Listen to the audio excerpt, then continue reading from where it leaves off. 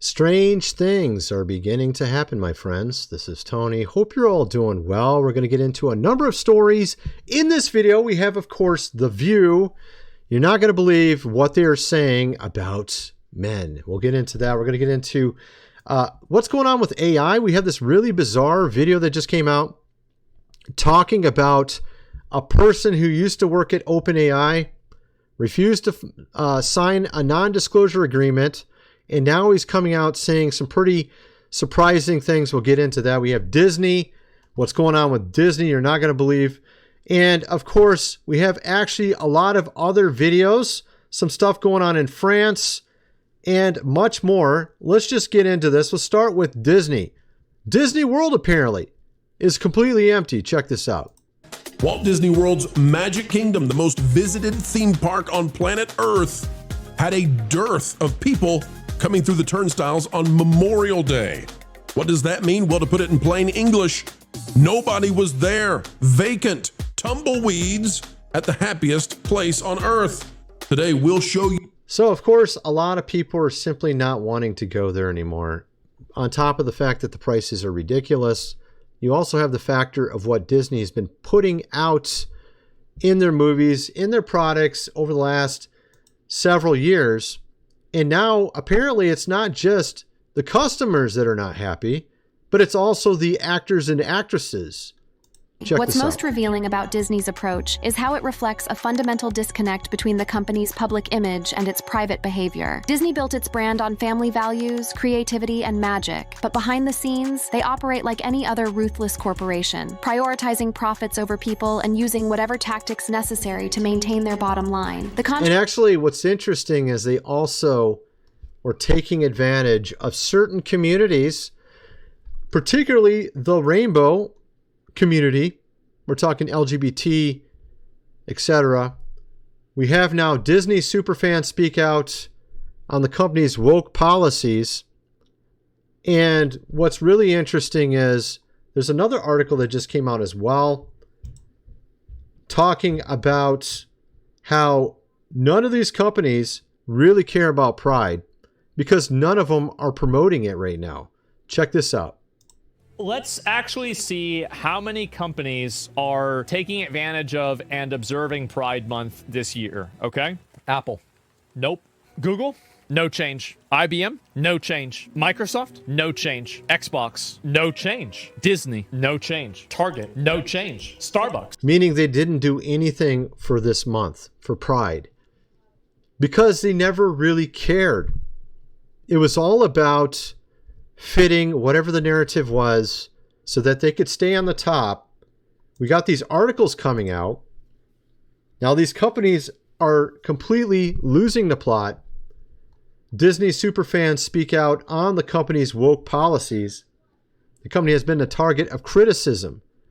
Fans are now speaking out. When you think of the happiest place on earth, the Disney company comes or hopes you think of them in their theme parks. Since the vast majority of Americans have visited Disney theme parks at least once in their lives, there's a good chance you actually do have happy memories of your own. Whether it was screaming with joy or in terror at Space Mountain or Tron light cycle roller coasters, watching a live show like Beauty and the Beast, or viewing Nightly Parade, Disney is synonymous with family fun, or at least it used to be at one point. Now, not so much. You have all these big behemoth companies now finding themselves losing tons of money. You have Apple now just losing a major lawsuit. A judge just blew up Apple's control of the App Store. The judge in Epic versus Apple has banned Apple from charging a commission on purchases made outside the App Store. And they've been charging like 30%. So they've been basically raking money in from everyone that makes a game when they don't really provide anything other than a platform. And even when you're not on it, they try to charge you, which is absolutely ridiculous. Epic immediately filed lawsuits that they had been preparing, and these were designed to force the stores to change those policies. Now, in the case of Google, it actually went so much better than any of us could have expected. Evidence actually emerged that certain developers like Activision had been paid not to rock the boat, and that they deleted documents and were broadly proven to have acted unfairly. They lost on all counts as determined by a jury. The platform was opened up to new stores, and Google have appealed. It was a complete win for Epic. But their fight against Apple is an entirely different story. With the Amex. Got an advertisement, my friends. So, as you can see, they won against Google, but not Apple yet. And now, apparently, they have won against Apple as well. Of recent, this is what I was just showing you. This judge just blew up Apple's control. So, at first was Google, then it was Apple. And now that entire thing has been settled. So, it's kind of amazing. We're seeing these companies that essentially have been making money hand over fist. What are they doing? They just provide an app. Not even that sometimes. Sometimes they just literally charge you even if you're not on their app. You know what I mean? Like, it's really ridiculous, right? At any rate, we're making a game ourselves. If you have not already seen it, Noah VR. It's also called Apocrypha on Genesis. Go check it out. Link is in the description. We have 100. I don't know how many exact shares, but it's around 150. It could be 130, 140, but we have a number of shares left. If you're interested, you want to make some investment, it's a $400 to get a seat, and you will gain 33% of the profits with the others who have got involved when we release the game. And of course, the game is mostly done, although we still have to do testing and marketing and all that kind of stuff. If you're interested, link is in the description. Of course, also, let's get on to some other things. We have here Joy Behar from The View says, and this is kind of interesting because we've seen how sort of these woke things have done for all these companies like Disney and Apple, right? Now, let's see what the Democratic Party's trying to do. They're trying to win back men. Apparently, men don't like, choosing them anymore. Maybe it has something to do with them telling them all the time they're sexist or whatever. Not exactly treating them the best, right? So here you have Joy Behar apparently not getting it, still wanting to continue forward with the exact same modus operandi that the Dems have been using for the last decade. Behar says Dem effort to reclaim men is a waste of money, suggests teaching them to not be such sexists. So this is apparently what she was saying, because apparently the Democratic Party came out with this thing called SAM. I think that's what it's called. Here we have Bill Maher talking about it. Check it out.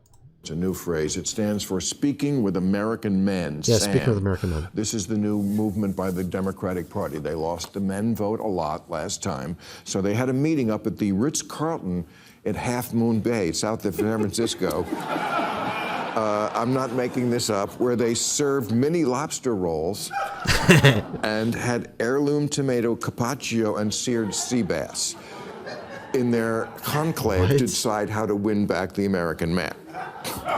Now, look. It's because we used to have conferences at Harvard to figure out what the working class needs, and so now we're... It's so ridiculous. I mean, it's like some out-of-touch, rich, of course, Hollywood type or elitist type people meeting together, having some swordfish. How can we win back the men? Oh, let's just try this. Let's spend $20 million. And of course, then you have The View. You have Joy Behar here completely not getting it. Matter of fact, the other three women actually get it much better than her. They're like, well, maybe there is something to this. We need to get the men back. And they're all giving their ideas. This is Joy Behar. She's like, no. Speak to the folks. You want to know what I think? I think it's a waste of money. Maybe these guys should spend their money on teaching men to not be such sexists. Maybe that's it. But the stats don't bear that out now. What have you been doing for the last decade? You literally have been spending money on commercials trying to make men think that. Literally. You've already spent probably billions of dollars trying to make men believe this. And you're thinking, oh, let's just keep doing the same exact thing. That'll solve it. No, it's not going to solve anything. Matter of fact, it'll just make it worse.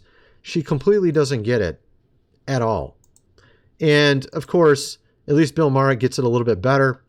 He clearly understands that this is, even when they're spending $20 million, they look like they're completely out of touch, and they are completely out of touch. You have here, Jamie Dimon says China isn't America's biggest threat. It's the enemy within. Of course, I think he's probably 100% right. It seems to be the case over the last 5 years. It's super obvious that we are our own worst enemies. I mean, it isn't rocket science. Although, us being our own worst enemies could also cause that to come from the outside even more so too. Because they'll be like, whoa, these guys aren't doing too hot. Maybe we can go in there, right? So it's actually both. But it is kind of amazing, like, people are starting to really wake up and understand what's going on around us. The U.S. government may be enforced to impose widespread financial repression to keep 36, I think that's trillion, debt burden manageable. Now, I honestly don't think this is necessarily the case, although the fact that we have to deal with who's running the show right now, I mean, the government, just the Congress, everybody. If our president could do anything and everything he wanted to, maybe we had a chance that you don't have to do that. You know, if you can get rid of the Fed, if you can, there's like a number of things I would do if I was president. Of course, I'm not president, obviously, but I'm thinking if I was president, I would try to bring oil back. I would back the dollar with our own oil. I would, a lot of the stuff he's doing, cut out all the government waste, back the dollar with gold as well. And I would also get rid of the Fed. And I'm thinking that you can undo this whole heavy weight of debt by getting in and tapping all the natural resources in America, and whatever leverage we still have left, put it as much as possible via these tariffs. I think we can turn this around. And I think our president still has a chance, even with the way the Congress is and everything. We'll have to see, because you got the judges also giving him a hard time. But otherwise, I think we're screwed anyways. I mean, if you can't turn this around, we're screwed. Doesn't matter what they do. This is the way I look at it financially.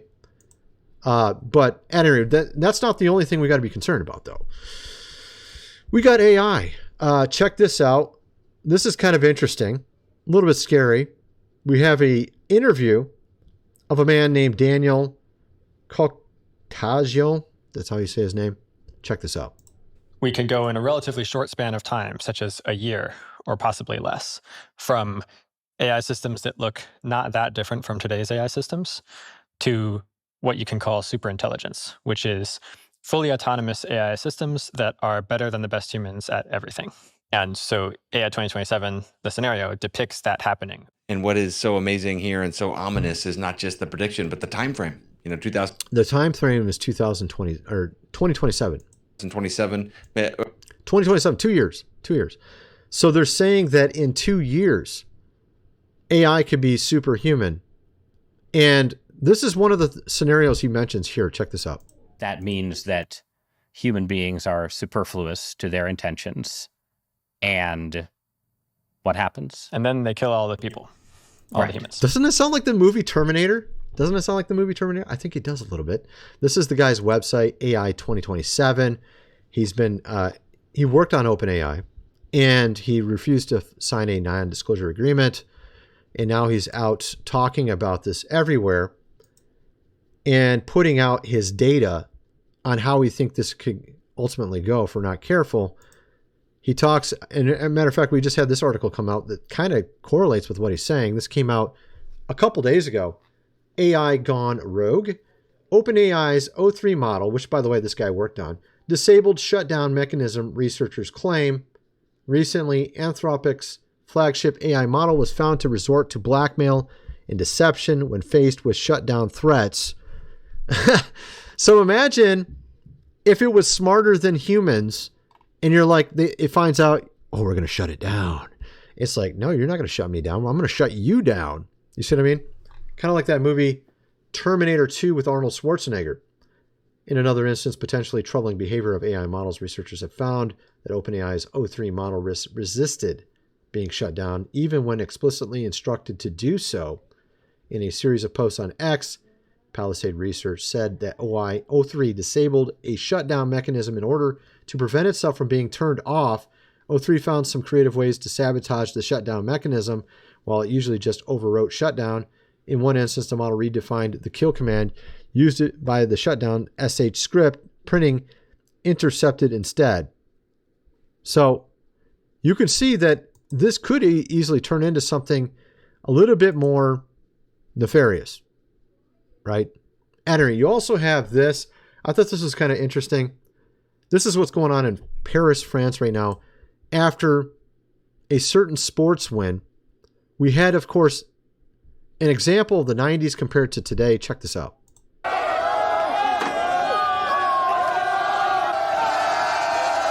This is 90s. PSG win the Champions League in 2025, and this is how Paris celebrated.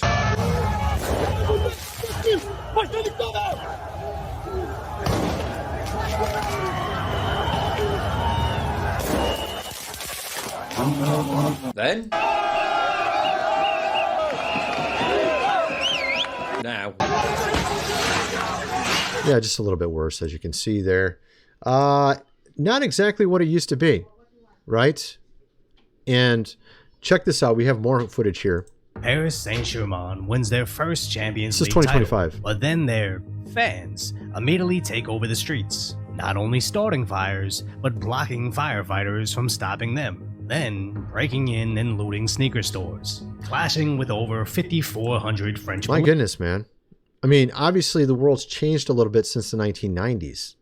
30 years, and it goes from peaceful celebration to this in Paris, France. At any rate, I think you get kind of the idea. The world has seemed to have changed a lot in the last 10 years, and you can see it in front of you. A lot of people have been... I just saw a video earlier. The guy was like, something seems different now ever since like 2019. It's just like I can't put my finger on it, right? Then we have this. This also happened today. We have a volcano in Italy that went off. As you can see there,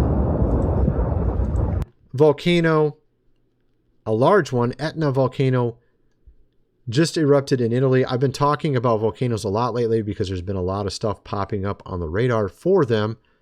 2 underwater ones, one off the west coast, and then you got this one as well. Clearly something is going on in the Earth's mantle. We're seeing a lot of movement in this realm with regards to volcanic eruptions and also earthquakes itself. And in my other video, I talked about Bono from U2, this guy here, who, of course, said something rather curious when he was on Jimmy Kimmel. He gives a message to our president warning him there will be trouble, referring to how USAID was cut off. Apparently, the way he was trying to frame it, it was like, because of what you did here, people are now dead. This is what he said, 300,000 of them. And it's curious because I don't think that's true. I don't know where they're getting these statistics from at all. I think in the end, what it really might end up being is that Bono here from U2 is friends with some of those top guys in high places. And maybe they had him go on these shows like Joe Rogan and Jimmy Kimmel because the timing was impeccable. Elon Musk just stepped out of Doge. Right afterwards, Bono does this little tour on Joe Rogan and Jimmy Kimmel talking about the specific issue directed right at Elon, saying he caused 300,000 people, of course, to expire. And then, of course, he gives a warning to our president, there will be trouble. And I'm curious if this is more like a different message than what it appears at first glance, that the message is this, that his friends are not happy with the money being cut off and there will be trouble. This is kind of how I'm looking at it. At any rate, that's my video. I'm kind of wondering what some of you guys think. Let me know in the comment section below, and thanks for watching.